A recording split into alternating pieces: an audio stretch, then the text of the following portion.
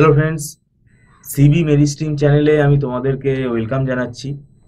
তোমরা যারা MAKAUT university থেকে বিটেক পড়ছো এবং কম্পিউটার সায়েন্স বা আইটি তোমরা যদি ব্রাঞ্চের স্টুডেন্ট হও, এবার যারা 6 সেমেস্টারে উঠলে 2025 সালে, দেখো তোমাদের 6 সেমেস্টারে কম্পালসারি সাবজেক্ট কম্পিউটার নেটওয়ার্কিং আর ডেটাবেস ম্যানেজমেন্ট সিস্টেম, এই দুটো সাবজেক্ট আমাদের পড়ানো শুরু হয়ে গেছে।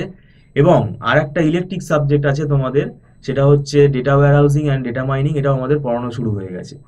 তোমরা 5th সেমেস্টারের পরীক্ষার হয়তো তোমাদের রেজাল্ট বেরিয়ে গেছে, তোমাদের কিছুদিন আগে রেজাল্ট পাবলিশ হয়েছে।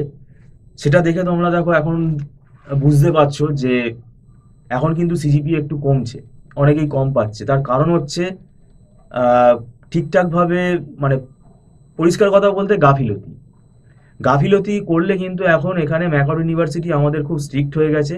এখানে উল্টোপাল্টা লিখে আসলে কিন্তু নাম্বার পাওয়া যাবে না। এখানে কিন্তু কোয়েশ্চেনের অ্যান্সার টু দি পয়েন্ট হতে হবে, অ্যাকুরেট হতে হবে, এবং রং ইনফরমেশন ওর মধ্যে কিন্তু, মানে যদি দেখা যায় যে কোয়েশ্চেনে কোনো মানে রিলেভেন্ট কোনো কিছু তুমি লেখোনি, ইররিলেভেন্ট জিনিস লিখেছো, তো সেটা সেটা স্বাভাবিকভাবে ম্যাকআউট কেন যে কোনো ইউনিভার্সিটিতেই কিন্তু নাম্বার কমবে। এটা সব স্টুডেন্ট বলছি না, কিছু স্টুডেন্টের তো এরকম হচ্ছে, ঘটনা ঘটছে। এটার জন্য দায়ী হচ্ছে কনসেপ্ট ক্লিয়ার করে না পড়া এবং পরীক্ষায় শুধু থিওরিগুলো অ্যাটেন্ড করে আসা, নিউমেরিক্যালগুলো ছেড়ে দিয়ে চলে আসা। নিউমেরিক্যাল অ্যাটেন্ড করতে গেলে তার জন্য ভাই তোমাদের কনসেপ্ট ক্লিয়ার থাকতে হবে, এবং আমাদের ইনস্টিটিউট কিন্তু একমাত্র আমরা নিউমেরিক্যালগুলো অ্যাটেন্ড করা শেখাই, কেননা আমরা কনসেপ্ট ক্লিয়ার করে পড়াই। এবং আমাদের কাছে যারা পড়ে তারা, তাদের জন্য গেট এক্সাম যারা আবার পরবর্তীকালে বসে, তাদের কিন্তু কিছুটা হলেও একটু কনফিডেন্স থাকে, কেননা গেটে তো আর কোনো থিওরির ব্যাপার নেই, গেটে কিন্তু সব নিউমেরিক্যাল। তো নিউমেরিক্যাল অ্যাটেন্ড করতে গেলে কিন্তু ভাই কনসেপ্ট ক্লিয়ার করতে হবে। এবং সেমিস্টার এক্সামে থিওরির পাশাপাশি যদি তোমরা নিউমেরিক্যালগুলো অ্যাটেন্ড করতে পারো, তাহলে দেখবে তোমাদের নাম্বার বাড়বে। কারণ দেখো, থিওরি কোশ্চেনের অ্যান্সারে কিন্তু 100% মার্কস যে আমাকে এক্সামিনার দেবে তার কোনো গ্যারেন্টি নেই। সেটা অ্যান্সার কোয়ালিটির ওপর ডিপেন্ড করছে, আরও অনেক রকমের টেকনিক্যাল ব্যাপার আছে।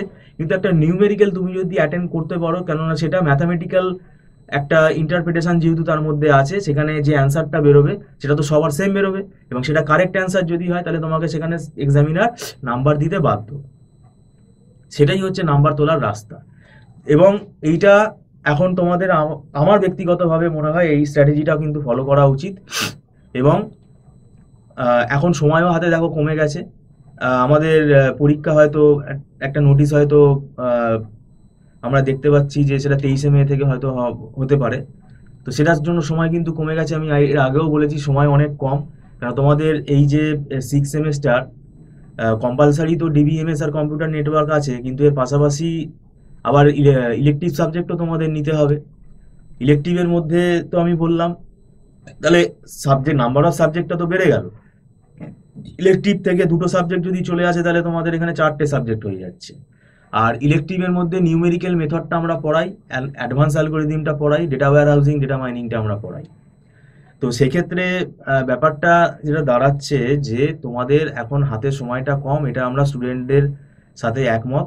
কেননা এটাকে এক্সকিউজ করে কোনো লাভ নেই। এই সময়টাকেই আমাদের কাজে লাগাতে হবে, এবং এই সময়টাকে কাজে লাগিয়েই এটা আমাদের কিন্তু পরীক্ষাটা দিতে হবে। এবং এখনও যারা হয়তো পড়া শুরু করনি, আমি বলবো ভাই পড়া শুরু করে দাও। কেননা বুঝতে যদি অসুবিধা হয়, তাহলে আমি বলবো বুদ্ধিমানের কাজ হবে কোনো না কোনো একজন প্রফেশনাল টিচারের গাইডেন্স তোমরা নাও। আর আমাদের এখানে আমরা বিভিন্ন নোটস যেগুলো পড়ার সঙ্গে সঙ্গে প্রোভাইড করি স্টুডেন্টকে, সেটা সাজেশান হিসেবেই কাজ করে। কারণ একটা খুব বোকা বোকা কোয়েশ্চেন আমাদের অনেকে করে, স্যার সাজেশান হবে, সাজেশান হবে। তো সেইটার অ্যান্সার আমি আর কি দেবো? আমাদের যে নোটসটা ওটাই আমাদের সাজেশান। কারণ আমরা একটা বই দেখে তো পড়াই না, আমরা বিভিন্ন বই ফলো করি। তো সেক্ষেত্রে বিভিন্ন বই থেকে আমাদের টপিকগুলোকে কম্পাইল করে একটা আমরা নোটস তৈরি করি, আমাদের হাতে লেখা নোটস। সেটা স্টুডেন্টের কি হয়, বুঝতে সুবিধা হয়। তো যাই হোক, আমাদের এখানে ছোট ছোট ব্যাচে ক্লাস হয়, আর মান্থলি ফিস সিস্টেমে ক্লাস হয়। এখানে অ্যাডভান্স পেমেন্ট করে ক্লাস করতে হয়, সেটা নট রিফান্ডেবল। এবং দেরি করে আসলে কিন্তু আমরা অ্যাডমিশন নেই না। দেরি করে বলতে, এখন যদি কেউ মে মাসে আসে, কেউ যদি এন্ড অফ মার্চ আসে, তাহলে কিন্তু আমরা নেই না। কেন? শুধুমাত্র নিয়ে আমরা তাকে কি পড়াবো, সময় তো কম। তো যাই হোক, ভিডিওটা সম্পূর্ণ দেখার জন্য তোমাদেরকে আমি ধন্যবাদ জানাচ্ছি। Thank you so much.